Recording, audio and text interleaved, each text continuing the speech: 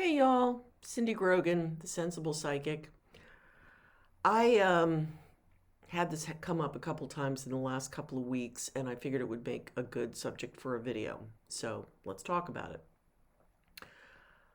Basically, it's about the people in your life that you might have challenges with. I'm talking family members, your really close friends, kind of your people, your tribe.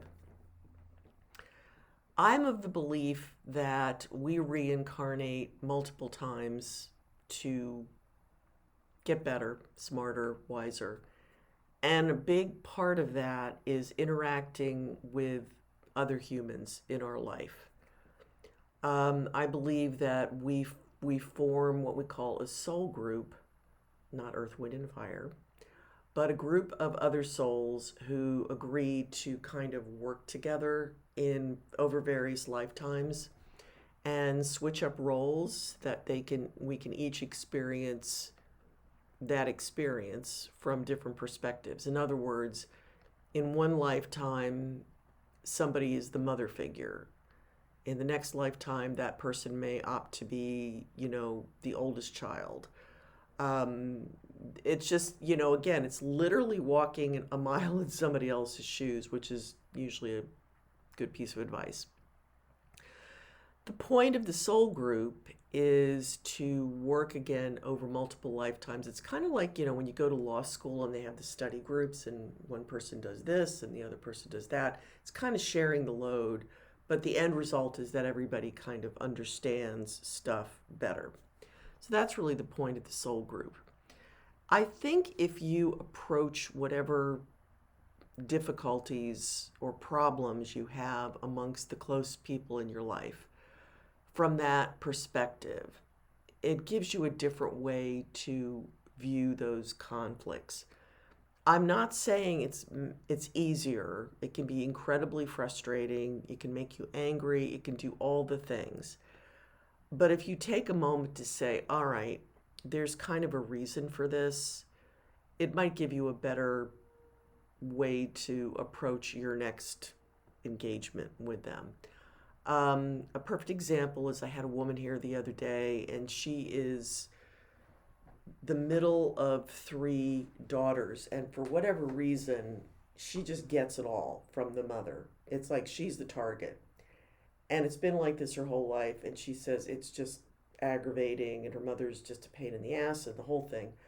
But as we were working together, I got a very clear sense that by my client kind of leaning into that role, it was not only helping her mother with some very old stuff, it was helping her as well. I saw that really, really clearly. And she even agreed. She said, yeah, all of this has made me a much better mother on my own.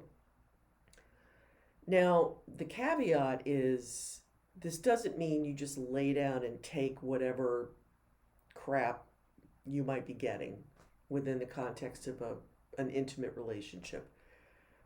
Part of it is learning to have your boundaries, to navigate these challenges in a smarter way, to see it more clearly for what it is or what the lesson might be, or what can you take from it that's a positive or can move your relationship forward or move you forward. It's not just being a punching bag. But I think when you view a fight with a dear friend, or conflict with a sibling, or you know difficulty in a family like a father who's an alcoholic or something like that, if you can kind of see how those might spur your own growth in whatever way, it's not just going to be randomly irritating. That's what I'm saying. um, like I said, soul groups stay together over the course of many lifetimes. They may dip in and out a little bit. Like, in other words, somebody who was a family member in one lifetime might just be a good friend in the next. It could also be somebody that you've had a very profound experience with, like if you've been in a war, for example, or in the service, and you've been, close with somebody under extraordinary circumstances. That person may come and go, but that's part of your soul group also. So, anyway, think in terms of that when you're dealing with any challenges with the people you're close with in your life. Soul groups are, I think, just a really interesting topic. So I hope this gave you some insight, and I would love to hear your comments. Any questions, you can just drop them in the comments below, or you can email me.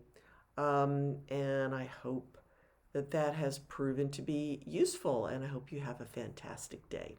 I'll see you later. Bye.